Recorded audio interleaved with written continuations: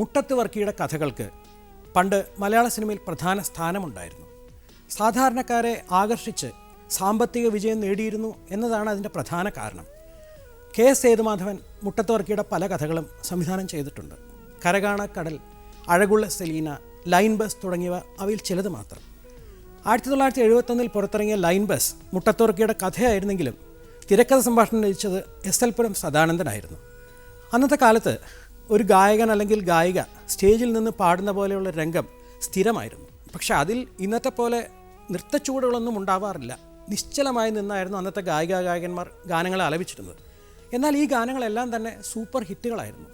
ദാസേട്ടൻ പാടിയ പ്രാണസഖി ഞാൻ വെറുമൊരു, അതേപോലെ സുശീലാമ്മ പാടിയ കാറ്റിലിളം കാറ്റിൽ എന്നീ ഗാനങ്ങളെല്ലാം നിങ്ങൾക്ക് ഓർമ്മയില്ലേ? ആ ഗണത്തിൽപ്പെടുന്ന മറ്റൊരു ഗാനം ലൈൻ ബസ് എന്ന ചിത്രത്തിലുണ്ട്. മാധുരിയമ്മ പാടി അനശ്വരമാക്കിയ തൃക്കാക്കരപ്പൂ പോരാഞ്ഞ് തിരുനക്കരപ്പൂ പോരാഞ്ഞ്.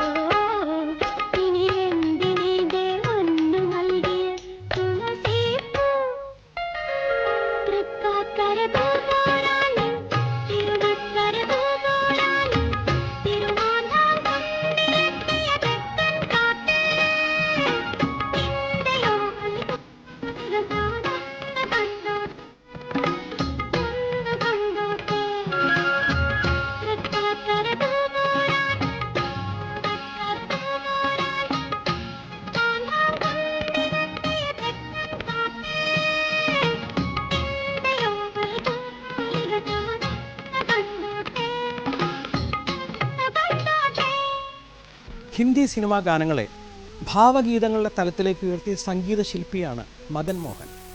കിങ് ഓഫ് ഗസൽസ് എന്നാണ് അദ്ദേഹം അറിയപ്പെട്ടിരുന്നത്. ലതാ മങ്കേഷ്കർ ആയിരുന്നു അദ്ദേഹത്തിൻ്റെ ഇഷ്ടഗായിക. ലതാ മങ്കേഷ്കറിനും മദൻ മോഹനോട് പ്രത്യേക അടുപ്പമുണ്ടായിരുന്നു. തൻ്റെ രാഖി ബ്രദറായിരുന്നു മദൻ മോഹൻ എന്നാണ് ലതാജി പറയാറുള്ളത്. പുരുഷ ഗായകന്മാരിൽ തലത് മെഹമ്മൂദിനും മുഹമ്മദ് റാഫിക്കുമാണ് തൻ്റെ മികച്ച ഇണങ്ങൾ മദൻ മോഹൻ നൽകിയിട്ടുള്ളത്. തനിക്ക് കിട്ടേണ്ടിയിരുന്ന പല അംഗീകാരങ്ങളും ലഭിക്കാതെ പോയ ഒരു കലാകാരനായിരുന്നു മദൻ മോഹൻ.